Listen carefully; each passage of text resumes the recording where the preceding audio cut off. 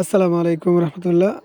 আজকে আমরা আমাদের অল্প কিছু জমিতে প্রায় ১০% মতোই আমরা এখানে আমাদের পরীক্ষামূলক আমরা সরিষা চাষ করব। আমাদের গত বছর একটা ফসলের ভিতরে সাথী ফসল হিসাবে আমরা সরিষাটা দিয়েছিলাম, আর সেই সরিষা থেকে আমরা বীজটা নিয়েছি।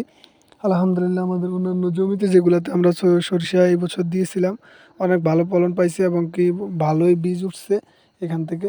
আর আমরা সরিষাটা ফলানোর জন্য সাধারণত আমরা কিছু ছাই কিংবা কুড়া যদি মিশিয়ে নিই তাহলে প্রত্যেক জমির প্রত্যেক জায়গায় ভালোভাবে ছিটানো যায়। এই জন্য আমরা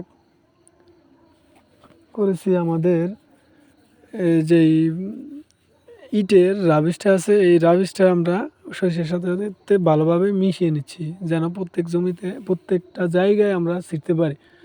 আর এই ছিটার জন্য রাবিশটা ভালোভাবে মিশিয়ে নিচ্ছি। মিশার পরে আমরা পুরো জমিতে ছিটিয়ে দেব।